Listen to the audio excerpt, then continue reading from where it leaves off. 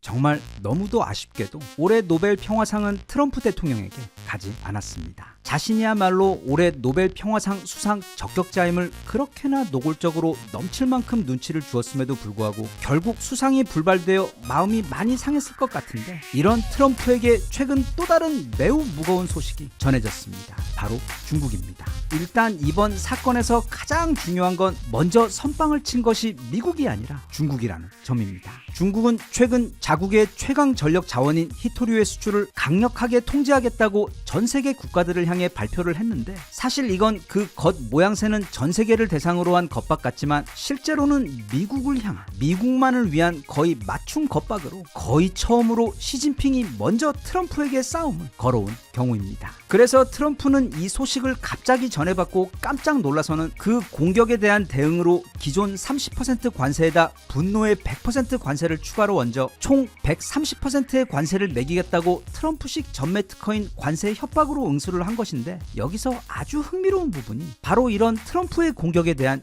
중국의 반응입니다. 그러니까 트럼프가 이 130% 관세 결정을 발표함과 동시에 앞으로 중국으로 들어가는 모든 반도체와 첨단 기술, 그리고 핵심 소프트웨어 기술 수출을 통제하겠다고 발표하자 중국은 여기에 대해 겁을 먹는 것이 아니라 어찌 보면 굉장히 여유를 부리는 듯한 태도로, 우리는 미국과 싸우고 싶지 않지만 그래도 미국이 정 고집을 부린다면 단호히 응수를 해주겠다며, 마치 자기들은 이미 트럼프의 어떤 공격에도 모든 준비가 다 되어 있다는 듯 들어올 테면 들어오라는 듯한 여유만만한 태도로 지금 이 싸움에 임하고 있습니다. 자, 이건 지난 트럼프 1기 때 보였던 미국과 중국의 태도와는 정반대의 상황입니다. 그때 트럼프는 전 세계인들 누구도 예상하지 못했던, 특히 중국은 전혀 상상도 하지 못하고 있던 상황에서 갑자기 중국에게 엄청난 관세를 매겨버리면서 말하자면 허를 찌르는 커다란 공격으로 시진핑을 크게 당황하게 했고, 그때는 실제로 중국이 크게 피해를 본 것은 물론 많이 놀라고 또 의기소침해진 시진핑이 내내 우리는 미국과 싸우고 싶지 않다, 트럼프와 대화를 통해 지금 이 오해를 잘 풀어가고 싶다는 등 굉장히 저자세로 트럼프를 대했던 것과는 달리, 이번 싸움에서 중국은 한마디로 트럼프를 전혀 두려워하지 않고 굉장히 자신만만해 보입니다.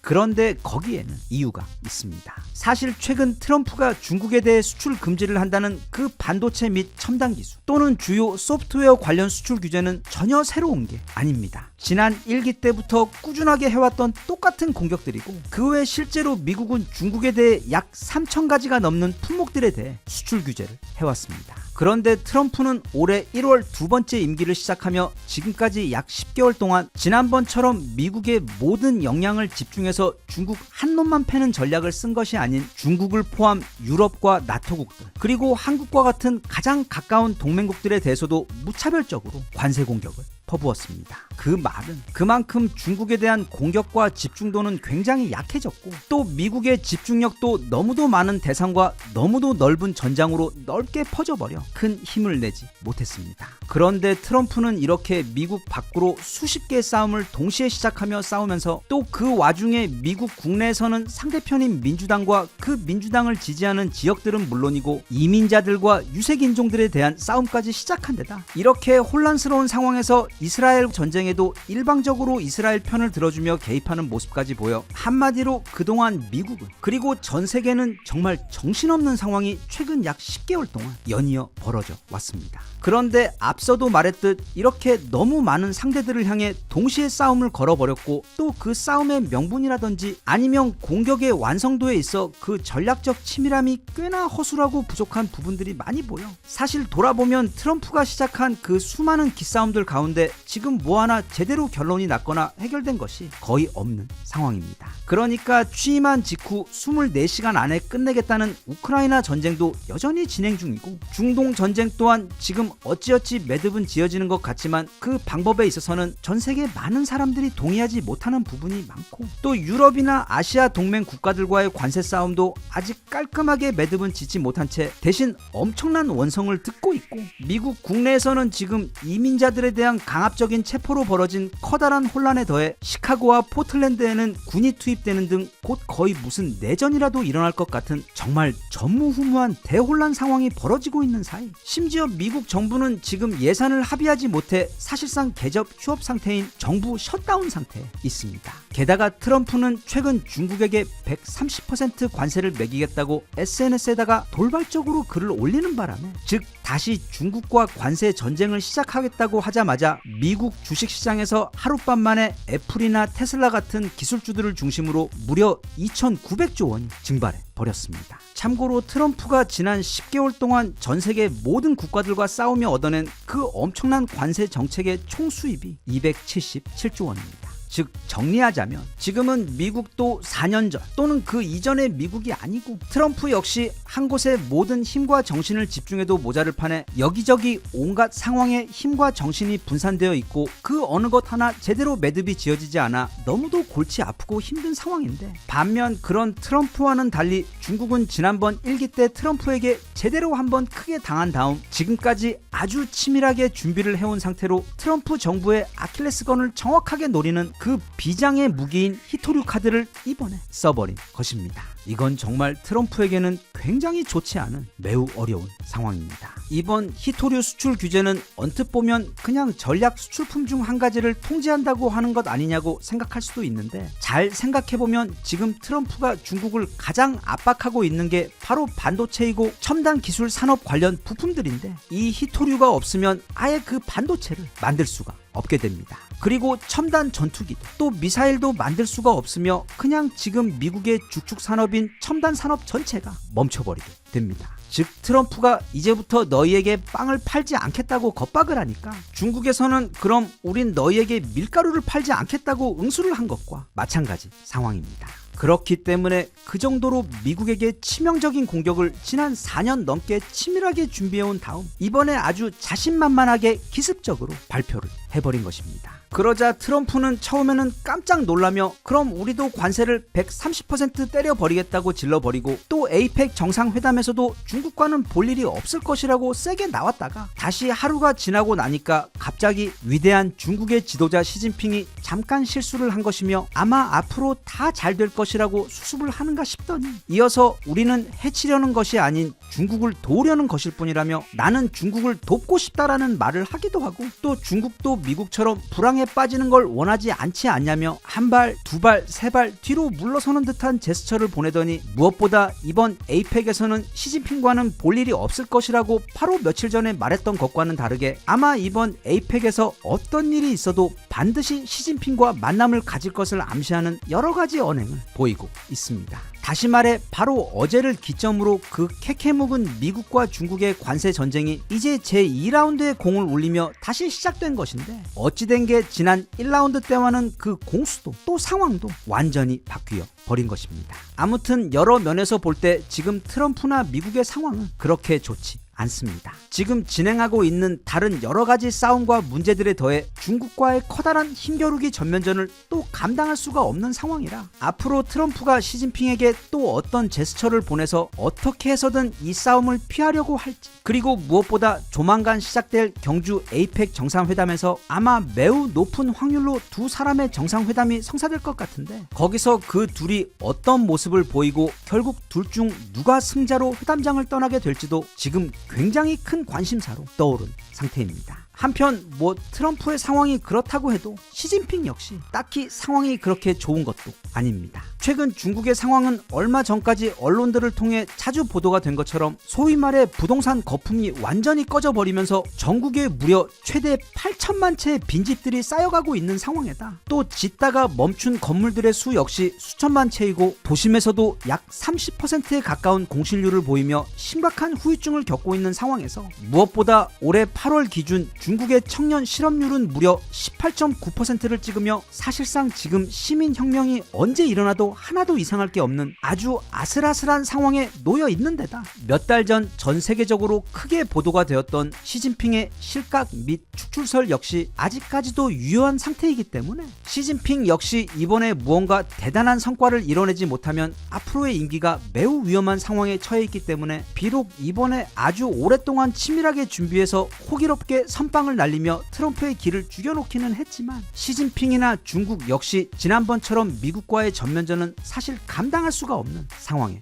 놓여 있습니다. 그렇게 지금은 트럼프도 또 시진핑도 사실 둘 다 마치 거의 낭떠러지 끝에 서 있는 것처럼 여기서 더 이상 한 발자국도 물러날 수 없는 상황에 서 있는 상태에서 서로 감당할 수도 없는 새로운 싸움을 또 시작하는 격이기 때문에 사실 지금 서로 싸워서는 안 되지만 또 그렇다고 여기서 약한 모습을 보이고 물러나거나 아니면 그 기싸움에서 밀렸다가는 어쩌면 앞으로 더 큰 위험에 빠질 수도 있기 때문에 지금 이 두 국가 그리고 두 정상이 목숨을 걸고 싸우는 이 힘겨루기 한판 승부는 마치 서로 올인해서 모든 게 걸려있는 마지막 승부처럼 정말 앞으로 한동안 본인들은 물론 그걸 지켜보는 전 세계인들 모두 손에 땀을 쥐게 만드는 상황이 벌어지게 될 예정입니다. 그런데 이런 상황에서 그 둘의 승패의 결정적인 균형추의 역할을 해주게 될 국가가 있습니다. 바로 우리나라입니다. 굳이 이미 수천 번도 더 이야기해온 군사와 지정학적 관점에서의 우리나라의 중요성을 다시 언급하지 않더라도 앞으로 연말까지 또는 내년 초까지 지나면서 대한민국이 어떤 선택을 하고 어떤 스탠스를 보이는가에 따라 이 미국과 중국 사이의 싸움의 승패가 갈릴 수도 있습니다.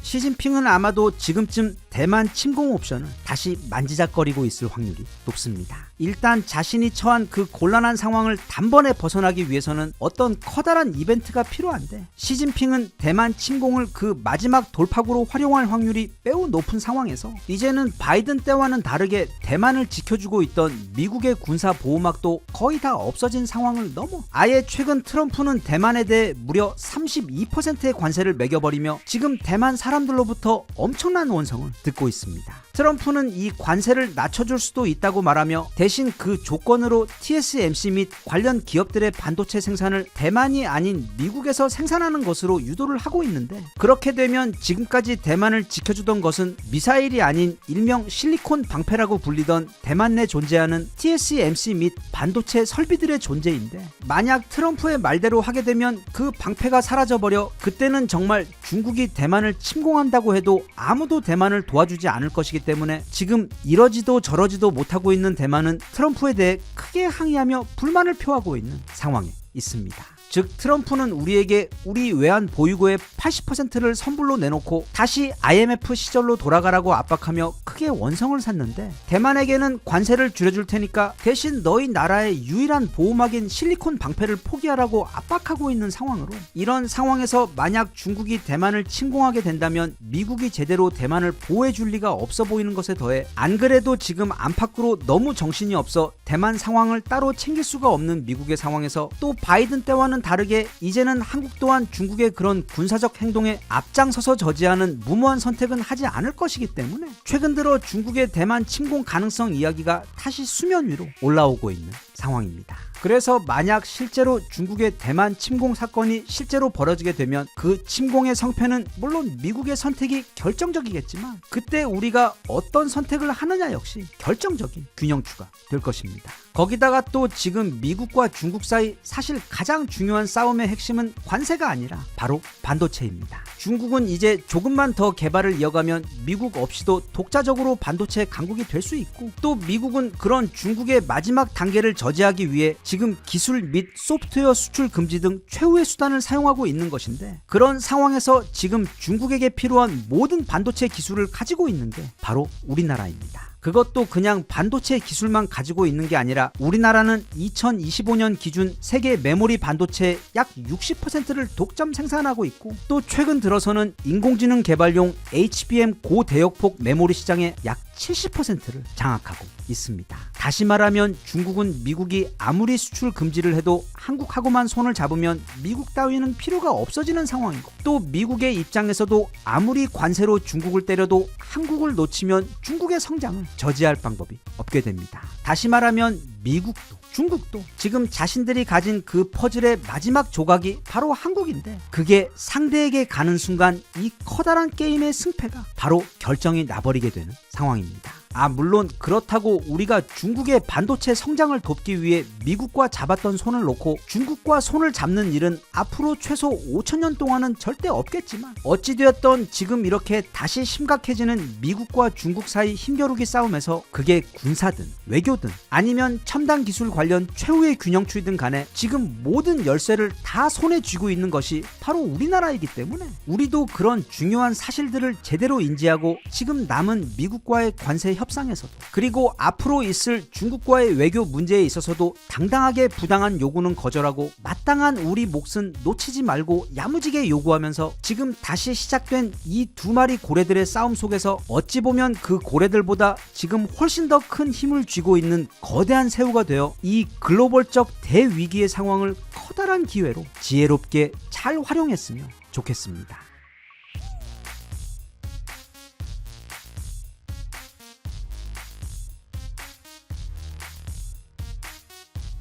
Even if you tried, you wouldn't understand it. Maybe something's missing inside of you. Just a bit of sugar to that horrid bitter. Maybe you taste different. 아마 예전에 이 썸네일 보신 분들 아주 많으실 겁니다. 이건 제가 대략 4년 전쯤 만들어 올린 영상인데 이때 존 티토라고 자신이 2036년 미래에서 온 군인이라는 사람의 이야기를 토대로 근미래 세계가 어떻게 바뀔 것인가에 대한 이야기를 풀어놓은 영상이었습니다. 혹시 이 존 티토가 누구인지 잘 모르시는 분들을 위해 아주 짧게 간략하게 소개를 하자면 미국에는 예전에 코스트 투 코스트라는 최고의 인기를 누리던 라디오 프로그램이 있었습니다. 보통 외계인이나 심령 사건과 같은 신기한 이야기를 다루는 정말로 인기 많았던 라디오였는데 어느 날 여기서 혹시 미래에서 온 사람이 있다면 연락 달라는 뭐 그런 프로그램을 진행했습니다. 그러자 전화 연결로 연락 온 소위 자신이 미래에서 왔다고 주장하는 사람들이 정말로 많았는데 그중 99%는 정말 여기서 언급하기도 부끄러울 정도로 허접한 스토리에 재미도 없던 그냥 수준 떨어지는 주작 이야기들이 대부분이었습니다. 그런데 어느 날 갑자기 이 존 티토라는 사람이 전화 연결이 되었는데 물론 이 라디오 프로그램 담당자도 그리고 시청자들도 당연히 실제로 미래에서 온 사람이 있을 리가 없다는 걸 모두 다 알고는 있었지만 그래서 그냥 다들 재미로만 듣고 있었는데 문제는 이 존 티토라는 사람이 하는 이야기가 너무도 설득력이 있었던 것입니다. 그래서 이런 분야에서는 정말 산전수전, 김치전, 해물파전까지 다 겪어본 그 베테랑 진행자가 일부러 엄청나게 기습적이면서도 상대가 허점을 노출할 수밖에 없는 질문들을 여러 번 던졌는데도 그 질문에 대한 대답들이 너무도 완벽하고 설득력이 높아 오히려 그의 신뢰도를 높여주게 되는 결과로 이어졌는데 또 그가 등장한 것이 지난 2000년도였음에도 불구하고 그는 미래의 사람들은 커다란 화면이 있는 인터넷 등 모든 것이 다 가능한 개인 장비들을 들고 다닐 것이라고 이야기를 한 적이 있어 즉 지금의 스마트폰과 놀랍도록 비슷한 기계에 대해서 이야기했는데 실제로 애플이 세계 최초의 스마트폰인 아이폰 1을 발표한 것은 존 티토의 이 발언 6년 후인 2007년도입니다. 그 외 연도는 조금씩 틀렸지만 2015년경 엄청나게 치명적인 바이러스가 등장하며 전 세계 수많은 사람들이 죽게 되고 백신 대란이 일어날 것이라고도 이야기했는데 다들 알다시피 실제로 2019년 코로나가 등장하며 똑같은 일이 벌어졌고 그 외 존 티토의 이야기들 중에는 나중에 보면 진짜 소름 끼치게 정확한 이런 이야기들이 정말로 많이 있었습니다. 그래서 이후 이 존 티토는 자신이 다시 미래로 돌아가기 전까지 딱 2번 더 전화 연결을 했는데 그와의 대화 내용들은 아직까지도 어떻게 설명이 되지 않을 정도로 레전드로 남아있는 미국은 물론 전 세계 서프라이즈 음모론계에서도 가장 인기 많고 유명한 이름이 바로 이 존 티토입니다. 그런데 그때 그가 귀뜸해준 조만간 이 세계에 닥칠 것으로 예정되어 있다는 한 가지 엄청난 사건이 있었는데 그게 바로 미국의 두 번째 남북전쟁, 즉 미국 내전입니다. 미국 중앙정부 중심 세력과 연방정부 중심의 반정부 세력 사이 거의 10년 가까이 벌어진 커다란 전쟁 이후 우리가 아는 그 미 합중국은 이제 사라지고 대신 5개의 거대한 연방공화국들로 재편된 미 공화국이 미국의 자리를 잡게 됩니다. 그리고 그렇게 미국에서 내전이 멈추자마자 그 직후 갑자기 이제는 3차 세계전쟁이 터져버리는데 러시아를 주축으로 중국에다 놀랍게도 기존 나토국인 유럽의 많은 국가들이 힘을 합치고 거기에 대항해 새로운 미국의 리퍼블릭과 영국 그리고 호주 등이 연합하여 서로 도시에다 무차별적으로 지속적으로 수많은 핵미사일까지 날리는 핵전쟁이 벌어지며 그 결과 세계 인구의 절반이 사망하고 대부분의 기관 시설도 파괴되어 지구 문명이 크게 후퇴하게 되는 시기를 겪게 된다고 존 티토는 전했습니다. 그리고 그 이후 전 세계는 완전히 새롭게 재편되면서 예전에 제가 소개했던 이 지도와 같은 지금과는 매우 다른 세상이 곧 펼쳐질 것이라는 게 그 유명한 존 티토의 예언입니다. 물론 저를 포함 실제로 그 존 티토의 이야기를 100% 믿는 사람은 거의 없을 것이고 다른 예언들 이야기처럼 사실 그냥 꽤 흥미로운 재밌거리 이야기로 즐기는 것 뿐인데 이게 어떻게 된 것인지 요즘 세상 돌아가는 것 보면 어쩌면 정말로 이 존 티토의 이야기들이 진짜로 현실이 되는 것은 아닌지 의심이 드는 상황들이 빠르게 전개되고 있습니다. 그리고 그 가장 대표적인 게 바로 미국 본토에서 발생한다는 그 심각한 내부 분열과 갈등 상황입니다. 지금부터 하는 이야기는 특히 트럼프의 등장 이후 그 안과 밖으로 급격하게 변하고 있는 미국의 위상과 세계 속에서의 위치, 그리고 정말 그 극단으로 치닫고 있는 미국 내부에서의 분열을 들여다보고 그 배경과 앞으로의 전망을 살펴보는 내용인데, 우리나라에서 어쩌면 가장 유명한 미국 관련 강연자이자 벌거벗은 세계사 시리즈 최다 강연자이신 김봉중 교수의 책 위험한 미국사의 내용을 바탕으로 들어보는 이야기입니다. 일단 김봉중 교수는 물론 지금 전 세계인들 모두가 어쩌면 다 같은 마음이겠지만 트럼프의 등장과 함께 시작된 미국의 행보에 너무도 크게 놀라고 우려하고 있습니다. 그리고 그 결말도 결코 좋지 않을 것이라고 예상하는 것에 더해 이미 미국은 더 이상 예전의 미국이 아니라고 지적하고 있는데, 그가 바라본 이 트럼프라는 인물의 핵심은 바로 분열입니다. 그는 미국 내 오랫동안 뿌리 깊게 존재해온 여러 가지 갈등을 정치적으로 이용해서 어떻게 보면 그 분열과 싸움을 조장하여 지금 그 자리에까지 오른 사람이라고 교수는 지적합니다. 물론 우리나라도 경상도, 전라도, 그리고 요즘에 와서는 특히 정치적으로 양쪽으로 나뉘어져서 갈등과 대립이 엄청 심한데 더해 또 거기다가 막 남자와 여자, 성별과 세대까지 그 분열과 싸움이 번져 정말 시끄럽기는 한데, 그 모든 것들이 미국에 비하면 아무것도 아닙니다. 미국은 일단 그 탄생 자체가 이민자들로 이루어진 일명 멜팅팟 국가로 수많은 국가들로부터 전 세계 모든 인종들이 모여들어 다들 그 나라의 주인으로 나름의 뿌리를 내리고 있는 국가인데 더해 또 오늘날 그 50개 연방주들은 사실상 예전에는 모두 다 각자 독립적인 국가나 다름없던 곳들이 하나로 합해져서 지금의 미국을 이루고 있는 상황에서, 결정적으로 과거 링컨 시절에는 그 많은 주들이 이제는 남과 북으로 편을 나누어서 정말 살벌한 거대한 내전을 치른 후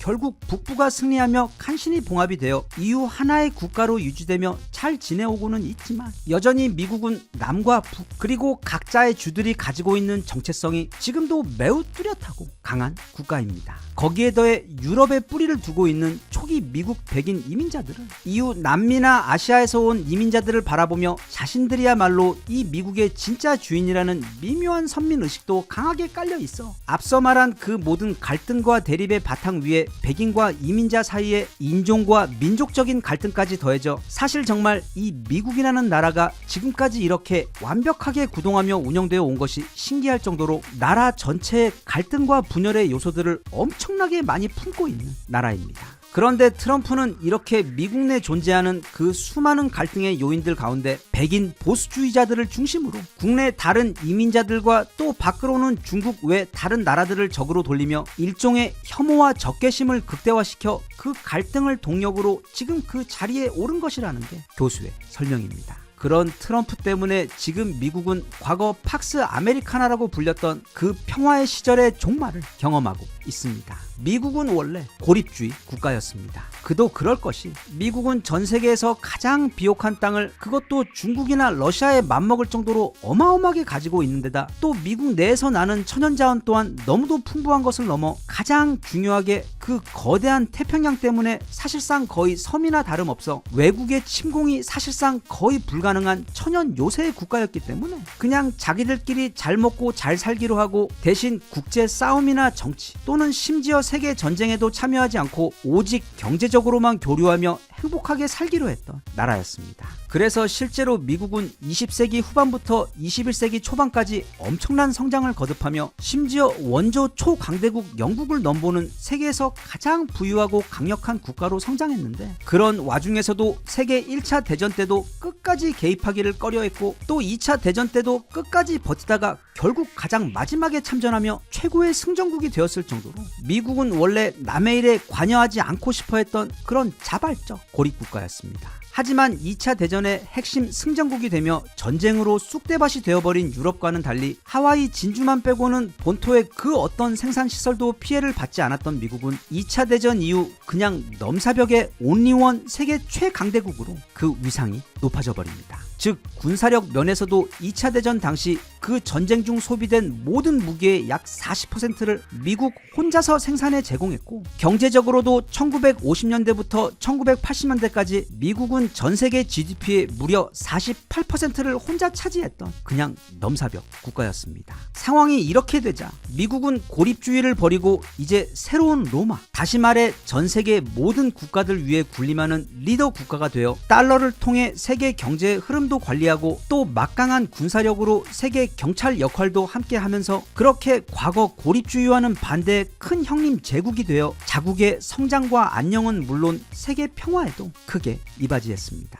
대신 미국은 자기들의 아성에 도전하는 국가는, 즉 미국 GDP의 50% 정도에 근접하는 나라는 그 싹이 더 커지기 전에 완전히 짓밟아 놓았는데, 그 대표적인 것이 냉전을 잘 활용해 서방 국가들의 강력한 연합을 이끌어낸 후 이후 소련이 너무 커지자 1991년 소련 연방이 무너지고 해체되도록 한 것. 그리고 이제는 또 일본이라는 나라가 자동차와 반도체로 갑자기 엄청나게 돈을 벌며 미국 GDP의 50% 가까이를 따라잡으려고 하자 미국은 곧바로 플라자 합의와 미일 반도체 협의로 마치 스테로이드 먹은 대나무처럼 미친듯이 올라가던 당시 일본 경제 성장을 척추부터 끊어버려 이후 일본은 지금까지 30년이 훌쩍 넘도록 당시의 후유증으로 저성장의 늪에 빠져 헤어나오지 못하고 있는 상황입니다. 그래서 그렇게 마치 세금을 내듯이 전 세계는 미국의 뜻에 따라 고분고분 움직여주고, 또 미국도 전 세계 국가들의 경찰 역할을 하면서 세계 질서를 유지해주며 지금까지 왔는데, 최근 들어 트럼프가 대통령이 되면서 그랬던 미국의 위상과 또 그로 인해 평화롭고 질서 있었던 세계 정세가 지금 송두리째 흔들리고 있는 상황입니다.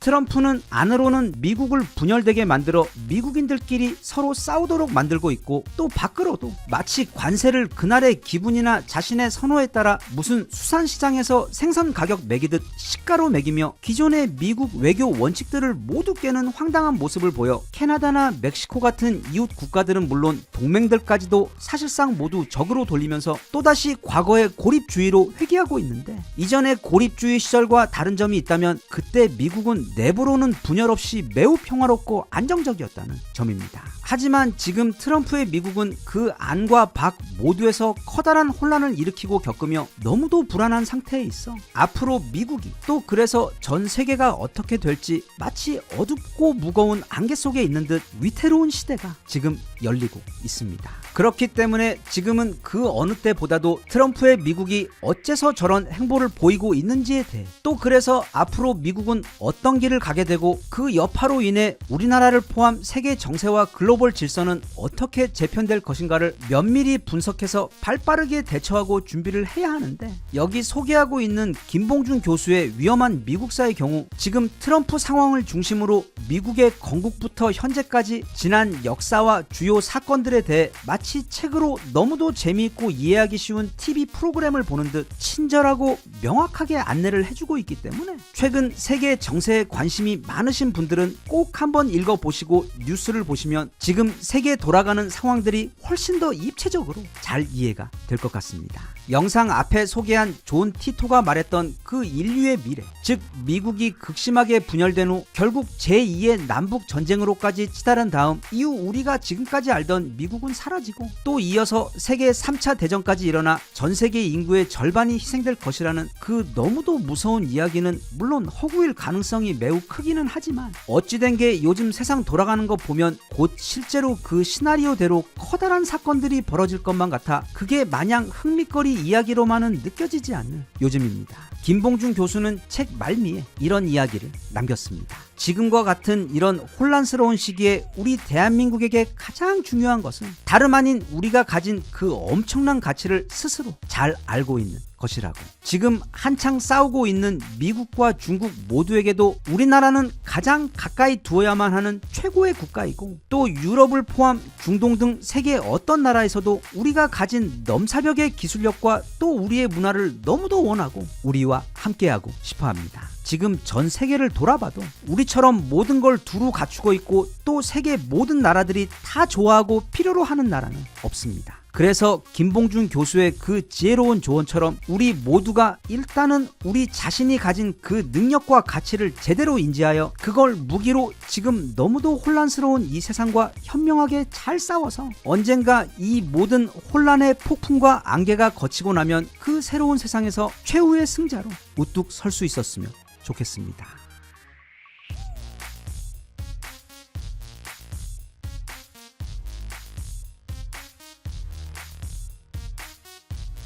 Even if you tried, you wouldn't understand it. Maybe something's missing inside of you.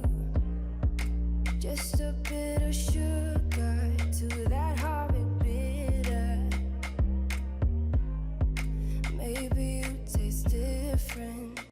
지금 캄보디아에서는 일명 뱅크런 사태라는 것이 발생하고 있습니다. 뱅크런, 즉 고객들이 은행에 맡겨둔 돈을 찾기 위해 한꺼번에 몰려오는 사태를 말하는데, 이렇게 되면 보통 그 은행은 문을 닫게 됩니다. 왜냐하면 오늘날 이 금융산업이라는 게 조금 신기해서, 원래는 예전 처음에 이 은행이라는 게 생겼을 때에는 예를 들어 고객들이 1,000만 원어치 황금을 맡기면 내가 그 1,000만 원어치의 황금을 맡아두고 있다는 것을 증명하는 은행 증서를 내어주었는데, 이후 그 증서가 화폐로 바뀌며 발행되기 시작하면서 이제는 은행들이 고객이 맡긴 황금이 없는 상황에서 대신 고객들 예금의 약 10배에 달하는 돈을 대출금으로 빌려주고 거기서 이자를 얻고 있습니다. 다시 말하면 근대에 와서 이 은행들은 뭐 꼭 정확하게 그렇지는 않지만 존재하지도 않는 돈을 대출해주면서 사업을 하고 있는 셈입니다. 그렇기 때문에 어떤 이유로 인해 뱅크런 사태가 발생해버리면 은행에는 그 모든 예금을 다 인출해 줄 수 있을 만큼의 충분한 돈이 없기 때문에 해당 은행은 부도가 나며 문을 닫을 수밖에 없는 것입니다. 이건 오늘날 전 세계 그 어떤 은행이나 다 마찬가지입니다. 그런데 이런 상황은 그 나라의 금융 산업이 후진국이고 부패할수록 그 피해의 크기가 훨씬 더 커질 수밖에 없는데, 참고로 지금 캄보디아 1위 은행이라고 불리는 그 프린스 은행 앞으로 맡긴 돈을 인출하기 위해 캄보디아 전국 지점으로 사람들이 몰려와 장사진을 이루고 있습니다. 왜냐하면 지금 이 캄보디아 범죄 관련 소식은 원래도 우리나라에서 크게 이슈가 되기 전에도 이미 주변 동남아 국가에서는 엄청나게 문제가 되었던 부분이기도 했고, 또 미국이나 영국 등 해외에서도 이 사건을 예의주시하고 있었는데, 최근 갑자기 한국인 피해 사실이 크게 수면 위로 올라오게 되면서 이제는 옛날 말로 하자면 소위 해외 토픽, 즉 전 세계 언론이 크게 관심을 가지는 중요한 뉴스가 되어버려 이제는 이런 최신 소식이나 국제 뉴스 공유가 많이 느린 캄보디아 국민들도 이 사태에 대해 알아버린 것입니다. 그래서 지금 이 모든 끔찍한 범죄의 배후에는 중국 자본과 중국 범죄 조직들이 있고, 그 범죄 조직들 최상단에는 바로 프린스 그룹이라는 겉에서 볼 때는 정말 멀쩡하고 굉장히 성공적인 캄보디아 기업이 있었다는 사실이 뒤늦게 알려지면서 지금 캄보디아 국민들은 바로 그 거대한 범죄 조직이 운영하는 은행에 맡겨 놓았던 돈을 빨리 빼내기 위해 이렇게 뱅크런을 하고 있는 것입니다. 아마 모르긴 몰라도 지금 이 프린스 그룹이라는 곳은 조만간 문을 닫게 될 겁니다. 당연히 그동안 연루되었던 그 모든 범죄 때문이기도 하지만, 또 한편 그런 건 캄보디아 정부와 사바사바에서 어떻게 피해갈 수도 있겠지만, 대신 이 뱅크런 사태의 경우 당장 고객들의 예금을 내어주지 않으면 큰 법적인 문제가 생겨버리고 또 시민들도 절대 가만히 있지 않을 것이 것이기 때문에 아마 이 뱅크런 사태가 그 출발점이 되어 프린스 그룹은 빠르게 붕괴되기 시작할 것입니다. 게다가 또 이 프린스 그룹은 최근에는 영국 외교부와 미국 재무부가 합동으로 수사를 벌여 이 프린스 그룹을 캄보디아에 본사를 둔 다국적 범죄 조직 또는 초국가적 범죄 조직으로 지목하고 프린스 그룹의 회장인 천즈를 다수의 심각한 혐의로 기소하는 동시에 그가 그동안 온갖 범죄와 사기로 모은 약 150억 달러, 즉 우리 돈 22조 원에 달하는 규모의 암호화폐 자산을 몰수한 상태인데 이건 미국 사법기관이 몰수한 단일 압수금으로는 역대 최대 금액입니다. 하지만 영국과 미국 수사기관들은 아직도 은닉된 이보다 훨씬 더 많은 자금이 있을 것으로 판단하고 앞으로 계속해서 더 많은 자금 추적과 기소로 수사를 확대한다고 밝힌 바 있습니다. 참고로 이미 뉴스를 통해 많이 보셨겠지만 이 프린스 그룹의 회장인 천즈는 87년생 중국인으로 지난 2014년에 캄보디아로 귀화한 중국계 캄보디아인입니다. 그는 캄보디아에 온 직후부터 가장 먼저 대부업으로 시작해 이후 그렇게 번 돈으로 프린스 그룹이라는 회사를 세운 다음부터 주로 카지노 사업에 집중하면서 특히 캄보디아 독재자 훈센을 포함해 캄보디아 정부 정치인들과의 긴밀한 유착을 통해 짧은 시간 막대한 돈을 벌어들여 현재 프린스 그룹은 캄보디아 내 은행을 포함해 무려 80개가 넘는 자회사를 가지고 있는 일종의 캄보디아의 삼성일 정도로 일부에서는 프린스 그룹의 모든 사업을 다 합하게 되면 캄보디아 GDP의 약 7% 정도를 차지하고 있을 정도로 너무도 거대한 대기업으로 커진 상황입니다. 일단 이 정도가 겉으로 알려진 그의 사업이었는데 이번 사태로 드러난 것이 그 합법적 사업 이면으로 온갖 범죄와 사기 그리고 인신매매와 같은 끔찍한 범죄 사업들을 벌이고 있었던 것입니다. 그런데 최근 이 천지 회장의 행방이 완전히 사라져버렸습니다. 현지 언론은 물론 그 어디에서도 그의 행방을 알 수 없는 상황으로 그가 주변 다른 나라로 피신을 한 것인지 아니면 다른 이유가 있는 것인지 영국과 미국의 수사기관들 외 전 세계 많은 언론들이 현재 그의 행방을 쫓고 있는 상황입니다. 아무튼 이번 이 캄보디아 사태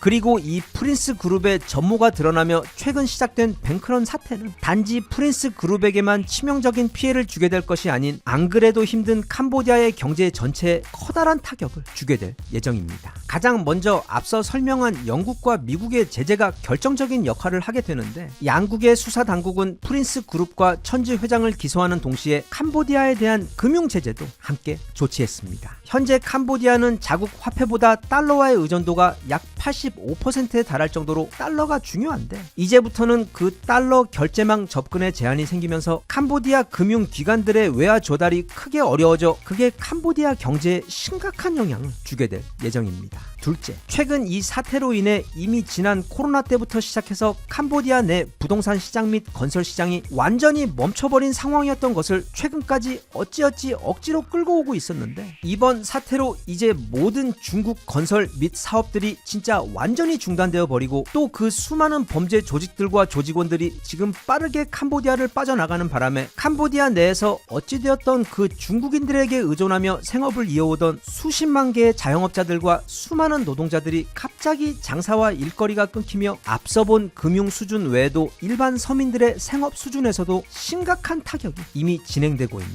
상황입니다. 그리고 이제 이 캄보디아는 과거 남미의 엘살바도르를 보는 듯 최악의 범죄 국가라는 오명을 쓰게 되어버린 상황이라 이미 캄보디아에 진출해 있는 수많은 외국 자본과 기업들이 빠져나가고 그 반대로 캄보디아로 들어오던 신규 투자권들은 아예 완전히 멈추어버릴 예정인데다 또 아주 당연히 사실상 그 나라의 유일한 돈줄이었던 관광산업도 이미 올스톱 되어버린 상황에서 어제 우리나라 정부에서도 발표를 했듯 이제부터는 캄보디아에 주었던 ODA 즉 공적 개발 원조 지원금을 중단하는 것을 지금 검토 중에 있듯이 앞으로는 다른 나라들로부터도 지원금이나 원조를 받기 어려운 상황이 되어버렸기 때문에 현재 캄보디아의 경제는 앞으로 매우 험난한 시기를 앞두고 있는 상황입니다. 나아가 이 첸즈 상황이 어떻게 결말이 날지는 지금 아무도 모르지만 이번 사태는 후진국의 재벌과 정권의 결탁 구조를 국제사회가 공식적으로 문제 삼은 거의 첫 번째 사례입니다. 다시 말해 지금 이미 진행되고 있는 미국과 영국의 수사와 금융제재 외에도 IMF와 세계은행 그리고 아시아 개발은행도 개입하게 되면서 이건 이후 캄보디아 정부 차원에서의 대출 심사에 크게 악영향을 주게 될 가능성도 현재 매우 큰 것에 더해 아마 지금 진행 중인 수사는 결국 천즈 회장과 캄보디아 정치인들과의 유착 내용까지 진행될 것으로 보여져 그래서 만약 실제로 캄보디아의 핵심 정치인들이 이 사건에 깊이 관여했다는 사실이 드러나고 이후 캄보디아 정부 차원에서 적절한 조치가 이루어지지 않는다면 그건 앞으로 커다란 외교 사태로까지 악화될 위험까지 현재 아주 많은 상황입니다. 이번 프린스 그룹 사태는 서양 언론들에서는 캄보디아판 리만 브라더스 사태 즉 지난 2008년 미국에서 있었던 초대형 금융위기 사태로까지 불리고 있을 정도로 그동안 안이하게 관리했던 캄보디아 내 신박한 범죄 산업들과 또 거기서 함께 이득을 공유하며 공생했던 부패한 캄보디아 정치인 및 공무원들에 더해 무엇보다 개발 지원이라는 명목하에 자국의 주권을 중국에게 넘겨주었던 국가에게 어떤 결말이 있는지를 똑똑히 보여주는 매우 중요한 사례이기 때문에 주변 동남아의 수많은 다른 나라들 외 많은 국가들이 지금 이 사태를 반면교사해서 그들은 절대로 이 캄보디아와 같은 길을 가지 않도록 조심하는 소중한 교훈이 되었으면 좋겠습니다.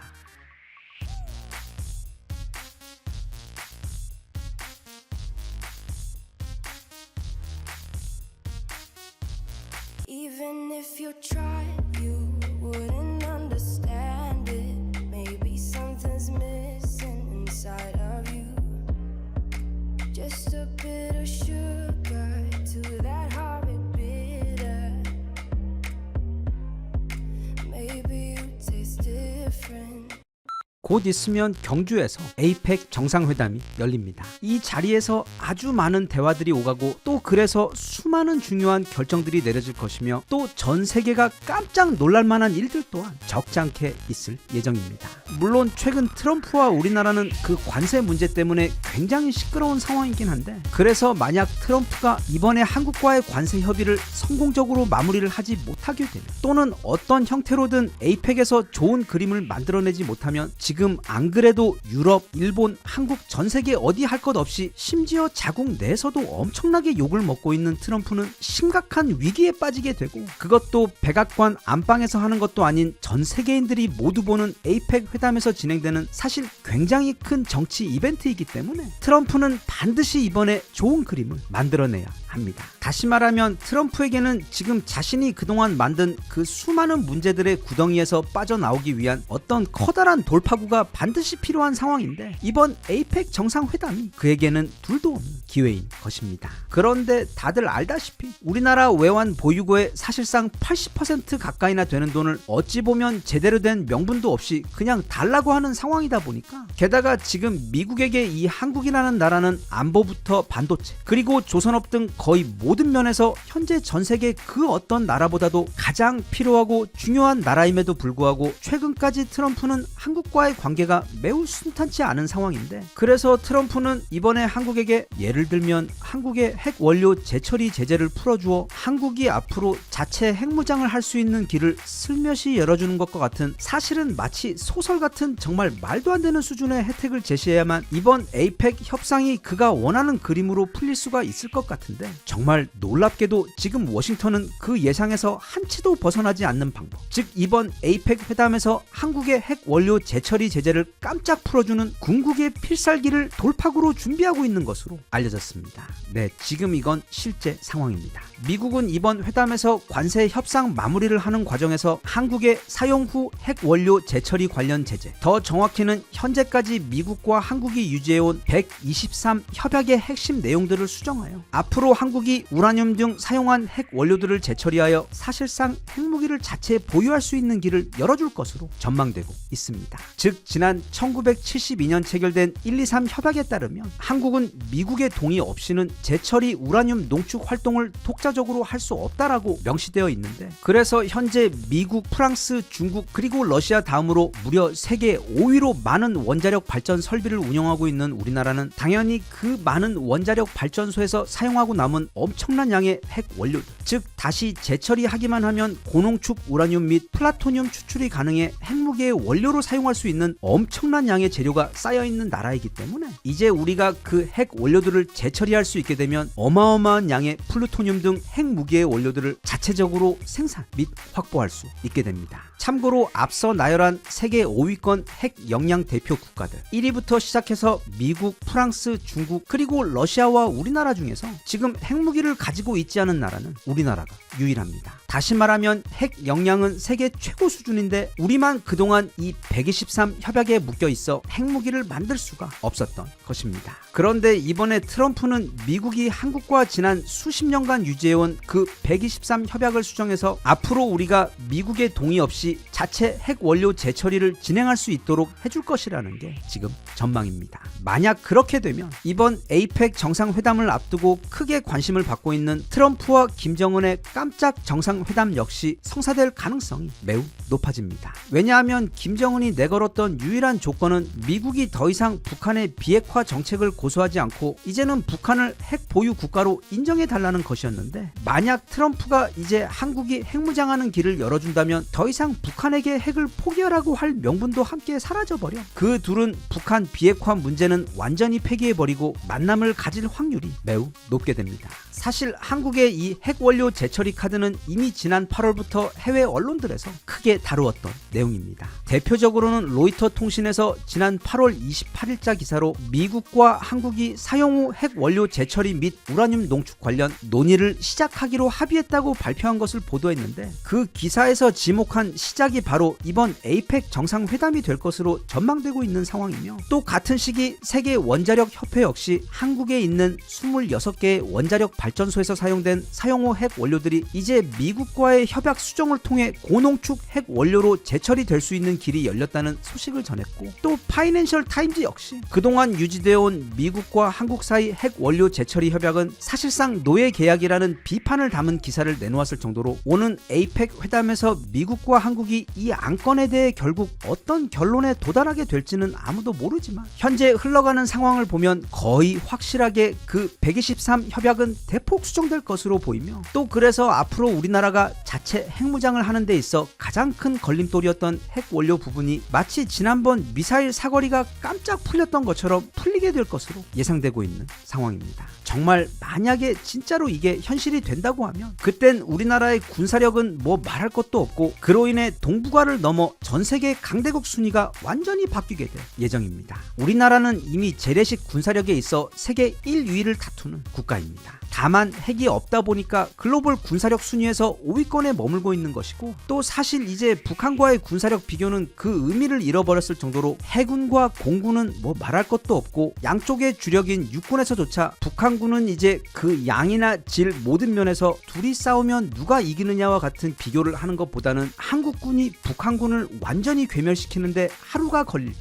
또는 3일이 걸릴지 정도만 논란이 될 정도로 이제는 완전히 무의미한 수준입니다. 하지만 북한도 그냥 가만히가 아니기 때문에 그 모든 걸 상쇄해버리는 엄청난 치트키를 준비해왔고 즉 바로 핵이 있기 때문에 또 그것도 벌써 50기나 가지고 있기 때문에 세계 5위의 군사력에 세계 2위에 달하는 재래식 군사력을 가진 살벌한 군사 강국인 우리나라와 서로가 서로를 절대로 군사적으로 도발하지 못하는 대칭을 이루어 왔는데 이제 우리나라도 핵무기를 보유하게 되는 상황이 찾아오게 되면 그때는 이 한반도 내에서의 북한의 핵 독점이 끝나 미국과 러시아 사이 또는 미국과 중국이 가지고 있는 그 상호 확증 파괴의 미니 버전처럼 되어버려 북한의 핵은 더 이상 우리에게 위협이 되지 못하게 됩니다. 다시 말하면 공교롭게도 우리가 핵을 가짐으로써 어쩌면 한반도의 평화가 더 빨리 더 확실하게 찾아올 수도 있다는 뜻이 됩니다. 만약 향후 우리나라가 실제로 핵무기를 자체 보유하게 되면 한국은 단숨에 지역 핵 중견국이 되어 미국, 러시아, 중국과 맞먹는 원조 군사 초강대국에서 이제는 거기에다 핵까지 가져버려 이미 핵은 가지고 있지만 상대적으로 재래식 군사력은 우리보다 훨씬 뒤처지는 프랑스나 영국 같은 기존의 군사 강국과의 격차도 정말 엄청나게 벌어져 버리게 되는데 그런 군사력의 엄청난 점프는 국제사회에서 한국의 목소리가 엄청나게 커질 수 있는 변화를 가져올 수밖에 없습니다. 뭐 이번 회담에서 그 123 협약이 수정된다고 해서 막 내년부터 우리가 핵무기를 만들어낼 수 있는 그런 건 물론 아니지만 천리길도 한 걸음부터 하더라고. 그럼에도 불구하고 지난 1972년 11월 24일 처음 체결되어 지금까지 유지되어 오며 대한민국의 자체 핵 개발 시도에 가장 강력한 족쇄가 되어 왔던 한미 123 협약이 이번에 처음으로 개정을 하게 되었다는 것은 그 의미가 너무도 크고 중요하기 때문에 부디 이번에 미국과 우리 협상단의 이야기가 잘 풀려 되는 것도 없고 하지만 동시에 안 되는 것도 없는 우리 트럼프 대통령이 마치 지난번 우리 미사일 사거리를 깜짝 풀어주었던 것처럼 이번에도 우리를 위해 커다란 선물을 줄 수 있기를 혼자 기대합니다. 그래서 세계 최강의 미사일 기술부터 잠수함 기술까지 핵 투발 및 운용 기술력에 있어서 이미 세계 최고의 플랫폼을 넘치도록 갖추고 있는 우리나라가 그리 멀지 않은 날 우리만의 자체 핵무기를 가지게 돼요. 이제는 핵 보유국들까지 포함 그 누구도 우리나라를 함부로 넘보지 못하는 날이 빨리 찾아오기를 진심으로 기원하며 더 중요하게는 드디어 그 꿈에 그리던 끝판왕 보스급 무기를 손에 넣게 되어 지난 70년간 알아왔던 우리 국방부의 그 고통스러운 불치병인 후천성 나만 없어 핵무기 병이 치료가 되어 이제는 화력 걱정 없이 매일 밤 편안하게 두 발 뻗고 행복하게 잠들 수 있게 되었으면 좋겠습니다.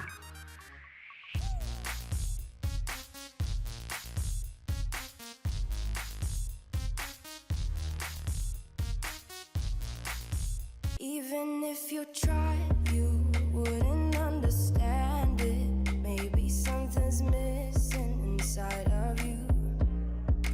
Just a bit of sugar to that heartbeat bitter.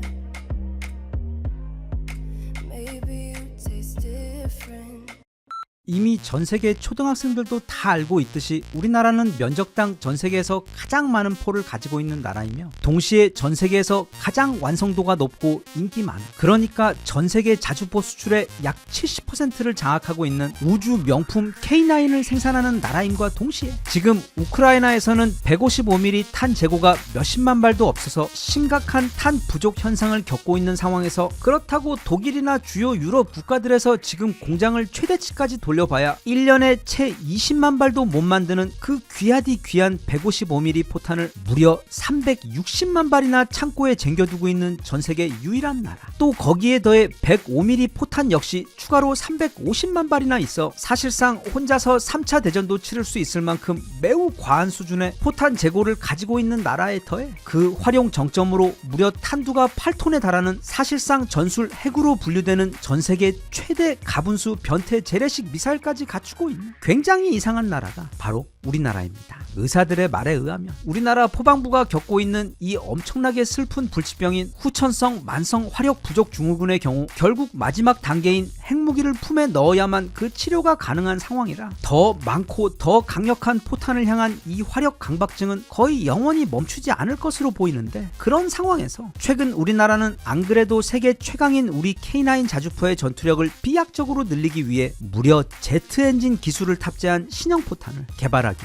이르렀습니다. 즉 포탄을 화약에 쏴서 그냥 멀리 날리는 게 아니라 아예 포탄을 소형 제트 미사일로 만들어서 현재 약 40km인 사거리를 최대 120km까지 늘리는 작업을 지금 또 연구실에서 뚝딱뚝딱 개발 진행 중에 있어 그 놀라운 괴물 램제트 포탄 이야기 함께 알아보겠습니다. 그 전에 먼저 매우 유용한 인터넷 보안 관련 이야기 잠깐 듣겠습니다. 이 영상은 서프샤크의 지원으로 제작되었습니다. 굳이 따로 그 중요성을 설명할 필요도 없이 요즘처럼 보이스피싱과 같은 사회 문제가 일상화된 시대에는 스마트폰 사용에 있어 다른 무엇보다 보안이 가장 중요합니다. 그래서 요즘에는 많이들 이 VPN이라는 보안 서비스를 사용하고 있는데, 쉽게 말해 나와 인터넷 사이에 한 겹의 안전망을 만들어 주어서 내 정보가 외부로 나갈 때 그걸 암호화해서 내 개인 데이터가 외부에 노출되거나 추적되지 않도록 안전하게 보호해주고, 또 반대로 외부로부터 바이러스가 내 핸드폰이나 컴퓨터로 쉽게 들어오지 못하도록 해주는 기술로 이 VPN은 요즘에는 기업들은 물론 개인들까지 굉장히 많은 사람들이 사용하고 있는 매우 일반적인 인터넷 보안 서비스입니다. 이 VPN은 사용하는 것도 아주 간단해서 그냥 핸드폰에 설치하기만 하면 그 VPN을 통해 전 세계 100개국에 있는 무려 3200개 이상의 서버들을 이용해 내가 인터넷에 접속할 때 내 IP, 즉 내 온라인 지문을 완전히 다른 것으로 만들어 주어서 일단 아무도 내 인터넷 활동을 추적할 수 없도록 만들어 주고, 또 거기다가 내 IP가 완전히 다른 것으로 바뀌다 보니 평소에는 이런저런 국가적 제약에 막혀 들어가지 못했던 있던 외국의 다양한 사이트들도 이 VPN을 통하면 제약 없이 마음껏 들어갈 수 있도록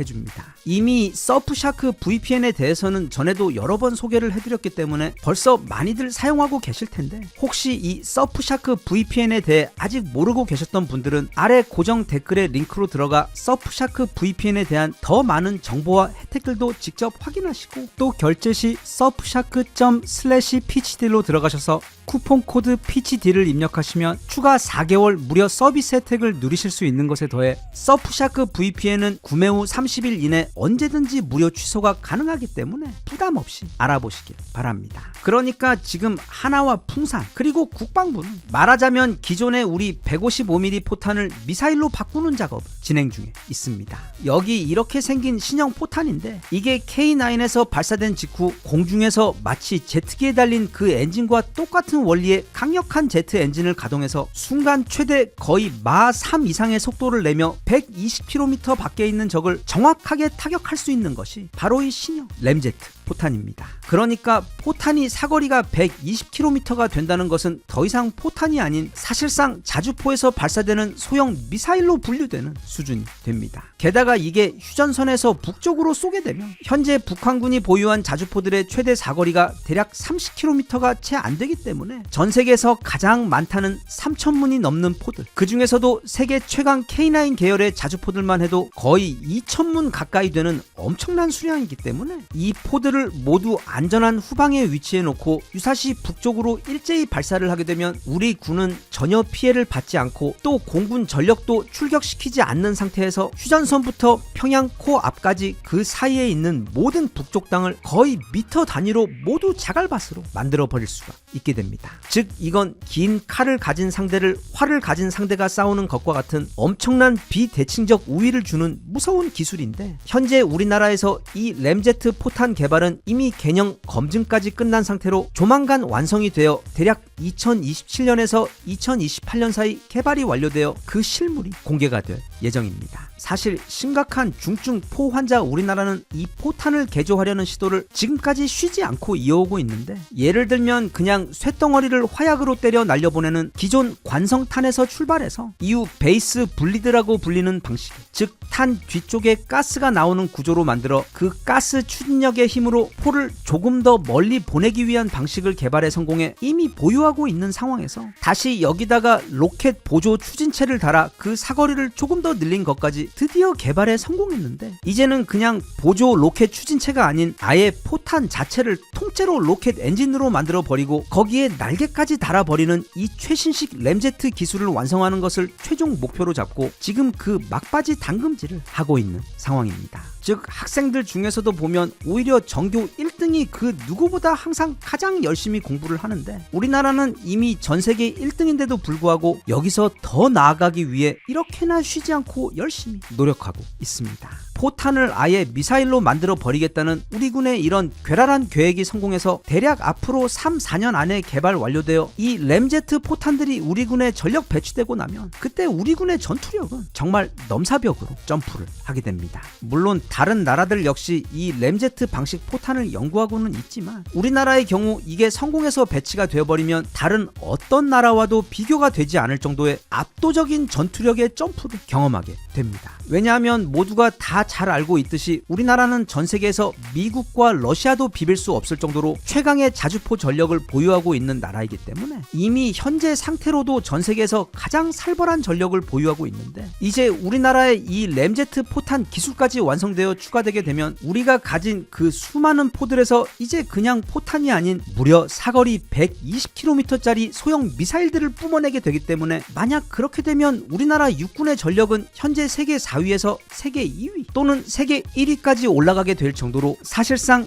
이 세상에서 적수가 없는 무적의 화력을 보유한 전 세계 육군 최강국이 됩니다. 그래서 현재 전 세계에서 이 램제트 포탄을 제대로 연구하는 곳은 한국과 노르웨이 그리고 미국 이렇게 3개국밖에 없는데, 노르웨이와 미국 방식의 경우 실제로 이 어려운 기술을 구현하려다 보니 탄두가 155mm보다 한참 작게 만들 수밖에 없는 반면, 우리나라의 경우 그 3개국 중에서도 유일하게 풀 캘리버 방식으로 포탄을 꽉 채운 155mm의 크기를 가진 거대한 통짜 포탄으로 제작이 됩니다. 게다가 우리나라의 경우 특히 노르웨이처럼 자국이 사용할 것이 아닌 개발해서 다른 나라에게 판매할 목적이 아닌, 즉 이미 전 세계 최강 자주포 군단 외 또 최고의 포탄 관련 기술력을 가진 국가에서 그것도 수출이 아닌 우리가 쓰기 위해, 다시 말하면 우리의 그 고통스러운 불치병을 위한 진통제로 사용하기 위해 개발하는 것과는 애초부터 아예 비교가 될 수 없는 개발 환경이기 때문에, 그렇게 보면 지금 전 세계에서 제대로 된 이 풀사이즈 155mm 램제트 포탄을 개발 중인 곳은 사실 우리나라 한 곳밖에 없다고 볼 수 있고, 또 그래서 이게 몇 년 후 최종 완성이 되고 나면 우리 포방부는 전 세계 최강의 자주포 부대에다 이제는 전 세계 최강의 램제트 포탄까지 갖추게 되는데, 게다가 조만간 등장하게 될 현행 K9A2의 최신형 버전인 K9A3의 경우 이 램제트 포탄이 최대치의 성능을 발휘하도록 포신부터 전체 시스템까지 모두 엄청나게 업그레이드되어 발표될 예정이어서, 그때는 그야말로 전 세계 어디에도 적수가 없는 우주 최강의 육군 포병 전력을 갖추게 될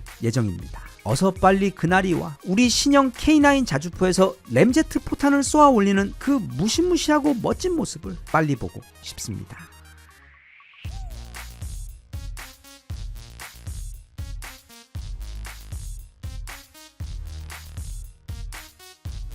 Even if you tried, you wouldn't understand it. Maybe something's missing inside of you.